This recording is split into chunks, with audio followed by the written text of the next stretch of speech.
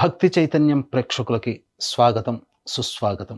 వాగర్థావివ సంపృక్తౌ వాగర్థ ప్రతిపత్తయే జగతః పితరౌ వందే పార్వతీ పరమేశ్వరౌ. ఆదిత్యాయ చ సోమాయ మంగళాయ బుధాయ చ గురుశుక్ర శనిభ్యశ్చ రాహవే కేతవే నమః. శృంగేరి జగద్గురు పీఠాధిపతులకి, కంచి పీఠాధిపతులకి నమస్కారములు తెలియజేసుకుంటూ కార్యక్రమాన్ని ప్రారంభిద్దాం. వీక్షించేటువంటి భక్తి చైతన్యం ప్రేక్షకుల్లో ఎంతో మందికి ఆలోచనలు ఉంటాయి. 2025 ఎలాగోలా గడిచిపోయింది. 2026లోనైనా మనం అనుకున్నటువంటి పనులని నెరవేర్చుకోగలుగుతామా, అలాగే సంకల్పించినటువంటి ఆశయం నెరవేర్చుకోగలుగుతామా అనే సందేహం ప్రతి ఒక్కరిలో ఉంటుంది.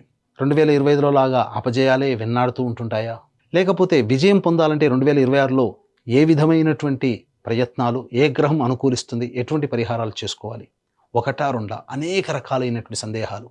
ఇటువంటి సందేహాలన్నీ నివృత్తి చేయడం కోసమై ఆంగ్ల నూతన సంవత్సర సందర్భంగా 2026 జనవరి నుంచి డిసెంబర్ 2026 వరకు ఉన్నటువంటి గ్రహాల యొక్క స్థితిగతులను బట్టి 12 రాశిలో జన్మించినటువంటి వారికి ఏ విధమైనటువంటి పరిస్థితులు ఉంటాయో సవివరంగా తెలియజేసే ప్రయత్నం చేస్తాను. ఇక ఆలస్యం చేయకుండా వీడియో వెళ్ళిపోదామా. 2026వ సంవత్సరంలో జనవరి నుంచి డిసెంబర్ వరకు మీన రాశిలో జన్మించినటువంటి వారికి ఏ విధంగా ఉండబోతుంది? గ్రహాలు అనుకూలమా, ప్రతికూలమా, ఏ గ్రహాలు యోగిస్తాయి, ఏ గ్రహాల ప్రభావం వలన యోగం, అవయోగం కలుగుతుందనే విషయాల గురించి క్లుప్తంగా తెలియజేసుకునే ప్రయత్నం చేద్దాం. నవగ్రహాలలో శుభకరుడైనటువంటి గురువు మిథున రాశిలో వక్రగతిన సంచారం చేస్తూ మార్చి 14వ తారీఖు వరకు ఉంటాడు. ఈ సమయంలో జనవరి నుంచి మార్చి 14వ తారీఖు వరకు నూతన వ్యక్తుల యొక్క పరిచయం జరుగుతుంది. చేసేటువంటి చిన్న చిన్న ప్రయత్నాల్లో మీకు వెసులుబాటు కలిగి పనులు సాఫీగా జరుగుతూ ఉంటుంటాయి. కొన్ని ప్రయత్నాల్లో ఆటంకాలు వచ్చినప్పటికీ కూడా కొద్దిపాటి ధైర్యము, కష్టముతో ఆ సమస్యలన్నింటినీ కూడా పరిష్కరించుకోగలుగుతారు. కానీ మార్చి 15 నుంచి మే 31వ తారీఖు వరకు గురువు మిథున రాశిలోనే సంచారం చేస్తూ అర్ధాష్టమ గురు ప్రభావము, అలాగే జన్మశని ప్రభావం కూడా తోడై ఉన్నటువంటి కారణం చేత ప్రతి పనియందు కూడాను ఆసక్తి లేకపోవడము, గృహంలో కంటే బయట ఎక్కువగా గడపాల్సినటువంటి పరిస్థితి రావడం, చికాకులతో కూడుకున్నటువంటి జీవనము, ముఖ్యంగా ధనము ఖర్చు అయిపోతూ ఉండడం, మీ యొక్క కీర్తి ప్రతిష్టలకి భంగం కలిగే విధంగా చుట్టుపక్కల వాతావరణం ఉండడం, ఇవన్నీ వాటికంతటవే గ్రహాల యొక్క ప్రభావం వల్ల మీకు జరుగుతూ ఉంటుంటాయి. మీకు తెలియకుండానే సమస్యల వలయంలో ఆ 2 నెలల పాటు చిక్కుకొని ఉంటారు. తదనంతరం జూన్ 1 నుంచి అక్టోబర్ 31వ తారీఖు వరకు కర్కాటక రాశిలో సంచారం చేస్తుంటారు. ఇది చక్కటి యోగ కాలముగా చెప్పవచ్చు. ఈ సమయంలో మీరు అనుకున్నటువంటి పనులన్నీ కూడా పూర్తి చేసుకోగలుగుతారు.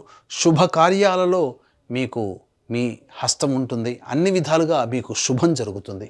ఆఖరి 2 నెలలు నవంబర్, డిసెంబర్ నెలలు మాత్రం అనుకూలంగా కాదు. ధనపరమైనటువంటి సమస్యలు ఎదుర్కోవాల్సినటువంటి పరిస్థితి వస్తుంది. రుణగ్రస్తులవుతారు. రుణదాతలు మళ్ళీ తిరిగి డబ్బుని పొందలేకపోతారు. అంటే మీరు ఇచ్చిన డబ్బుని తిరిగి పొందలేకపోతారు. కాబట్టి జాగ్రత్తలు పాటించండి. ఇక శని జూలై 26 వరకు రాశిలోనే జన్మశని ప్రభావము, అలాగే జూలై 26 తర్వాత వక్రస్థితి చేత వ్యయభావ ఫలితాలను కూడా పొందడం. ఈ సంవత్సరం అంతా కూడాను శని అనుకూలము కాదు. ఈ యొక్క విషయాన్ని మీరు గుర్తుపెట్టుకోండి. ఇక గమనించుకున్నట్లయితే ప్రధానంగా విద్యా సంబంధమైనటువంటిది కాబట్టి విద్యార్థులకి సాధారణమైనటువంటి ఫలితాలు కలుగుతాయి. కాబట్టి ఎక్కువగా కష్టపడాలి, అనుకున్న దానికంటే ఎక్కువ శ్రమ పడాలి. తల్లిదండ్రులు తమ పిల్లల పట్ల, విద్య పట్ల, తమ పిల్లలకు ఉన్నటువంటి విద్య పట్ల ఎక్కువ శ్రద్ధ కనబరిస్తే తప్ప ఉత్తీర్ణత శాతంతో పొందలేకపోతారు.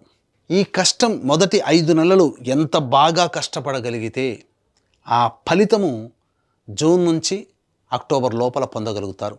విదేశీ యానానికి అనుకూలమైనటువంటి సమయం. మంచి ఉత్తీర్ణత కలిగి ఉన్నటువంటి కారణం చేత నచ్చిన యూనివర్సిటీలో ప్రవేశం లభిస్తుంది. విదేశీ యానానికి అనుకూలంగా ఉంటుంది. ఈ మొదటి 5 నెలలు కష్టపడలేదా ఈ గురువు ఎంత యోగిస్తున్నప్పటికీ కూడా ఫలితం ఉండదు. కాబట్టి అన్ని రంగాలలో ఉన్నటువంటి వాళ్ళు మొదటి మే వరకు కూడా, జనవరి నుంచి మే వరకు కూడా కష్టపడే తత్వాన్ని అలవర్చుకోండి. ఆ తదనంతరం ఆ కష్టానికి తగ్గ ప్రతిఫలం గ్రహమే మీకు దగ్గరుండి అందిస్తుంది.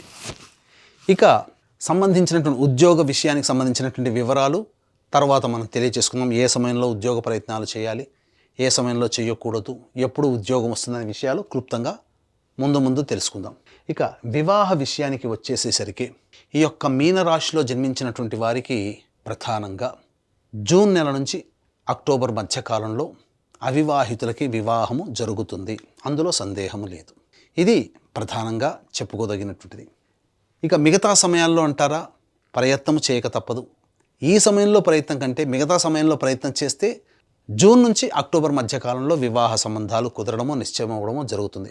ఇక దాంపత్య సంబంధించినటువంటి విషయాలు ఏవైతే ఉంటాయో మొదటి 2.5 నెలలు మిశ్రమ ఫలితాలు ఉన్న మార్చి 15 నుంచి జూన్ 1వ తారీఖు వరకు అనుకూలంగా ఉండదు ఈ సమయం. మరియు నవంబర్, డిసెంబర్ నెల కూడా అనుకూలంగా ఉండదు. కాబట్టి ఏప్రిల్, మే, నవంబర్, డిసెంబర్ నెల, మార్చి 15 నుంచి ఆ 15 రోజులు, ఈ 4.5 నెలల కాలము దంపతుల మధ్య లేదా జీవిత భాగస్వామి, వ్యాపార భాగస్వాముల మధ్య పొరపచ్చాలు వచ్చే అవకాశం ఉంది. కాబట్టి సంయమనం పాటించండి. లౌక్యంతో, నవ్వుతో, చిరునవ్వుతో సమస్యల్ని పరిష్కరించుకోండి. ఇక ఆరోగ్య విషయానికి వచ్చేసేసరికి జన్మశని, వ్యయశని, రాహు ప్రభావము, ఇటు కేతు కూడా అనుకూలంగా లేకపోవడము, అలాగే గురువు కూడా అనుకూలంగా లేకపోవడం, చాలా మటుకు ఒక అనారోగ్యం, తెలియని ఒక బాధ, ఏదో ఒక సమస్య వెంటాడుతున్నట్టుగా ఉంటుంది. కానీ తప్పదు, ఈ సమస్యల నుంచి బయటపడక తప్పదు. దైవానుగ్రహాన్ని పొందే ప్రయత్నం చేయాలి. అలాగే డైట్ మెయింటైన్ చేయాలి, ఫుడ్ కంట్రోల్లో పెట్టుకోవాలి. ఇలా మనం జాగ్రత్తగా ఉండగలిగితేనే ఆరోగ్యం పట్ల లాభదాయకంగా ఉంటుంది. లేకపోతే మీనరాశి వాళ్ళు అనారోగ్య సమస్యలు తెచ్చుకోక తప్పదు. శరీరంలో నిస్సత్తువ ఎక్కువగా ఉంటుంది. ఎంత తిన్నప్పటికీ కూడా ఆ యొక్క ఫలితాన్ని మీరు పొందలేకపోతారు. అలాగే constipation problem, indigestion problem, acidity problem అనేటువంటిది మిమ్మల్ని బాధ పెడుతుంది. కాబట్టి జాగ్రత్తలు పాటించండి. ఇక సంతాన విషయానికి వచ్చేసేసరికి ఈ యొక్క మీనరాశిలో జన్మించినటువంటి వాళ్ళకి తప్పకుండా జూన్ నుంచి అక్టోబర్ నెల కాలంలో మంచి వార్త వింటారు, సంతానవంతులు అవుతారు, సందేహమే లేదు. విదేశీయానానికి సంబంధించి చెప్పాను కదా, ఈ మొదటి 5 నెలలు బాగా కష్టపడితే వచ్చే ఫలితమే మిగతా 5 నెలల్లో మీరు పొందగలుగుతారు.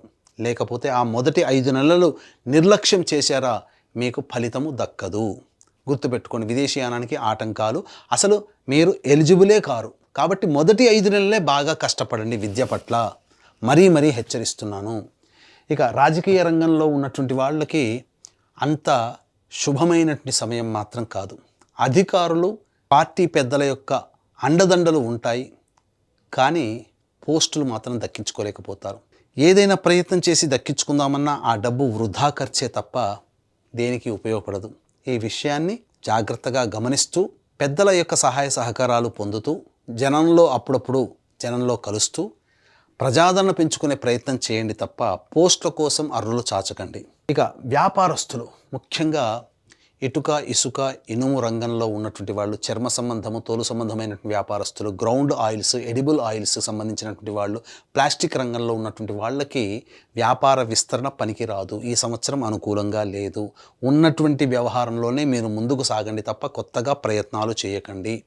ఇక ఈ అక్టోబర్ అంటే జూన్ నుంచి అక్టోబర్ మధ్యకాలంలో ఈ సంబంధించినటువంటి ఎఫ్ఎంసీజీ, హోటల్ మరియు రెస్టారెంట్, అలాగే tiffin centres, general stores, super markets, విద్యాలయాలు, కళాశాలలు, బంగారు వ్యాపారస్తులు, రోడ్ సైడ్ వెండర్సు, పికిల్స్ అమ్ముకునేటువంటి వాళ్ళు, అలాగే ఈ సంబంధించినటువంటి దైవ సంబంధమైన వృత్తులు, వ్యాపారాల్లో ఉన్నటువంటి వాళ్ళు, తీర్థయాత్రలు చేయించేటువంటి వాళ్ళు, వీళ్ళందరూ కూడా ఈ మీనరాశిలో జన్మించినటువంటి వాళ్ళు జూన్ నుంచి అక్టోబర్ మధ్యకాలంలో మీకు అధిక రాబడి ఉంటుంది. మిగతా సమయాలలో కష్టమే, డబ్బులు ఖర్చు అవుతాయి. కాబట్టి ఆచితూచి మీరు మీ యొక్క డబ్బుని వెచ్చించండి తప్ప వృధాగా పెట్టుబడులు మాత్రం పెట్టకండి. ఇది అనుకూలము కాదు. ఇక గమనించుకున్నట్లయితే కళారంగంలో ఉన్నటువంటి వాళ్ళకి అద్భుతమైనటువంటి ఫలితాలు రాబోతున్నాయి.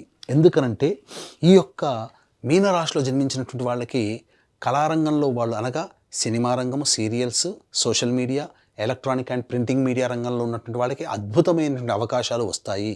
పేరు ప్రఖ్యాతులు పెరుగుతాయి. కానీ మిమ్మల్ని నమ్మించి మోసం చేసే వాళ్ళు ఉంటారు. అడ్వాన్సే ఇస్తారు తప్ప మిగతా బ్యాలెన్స్ ఇవ్వలేక ఎగ్గొడతారు. కాబట్టి డబ్బు విషయంలో జాగ్రత్త పడండి.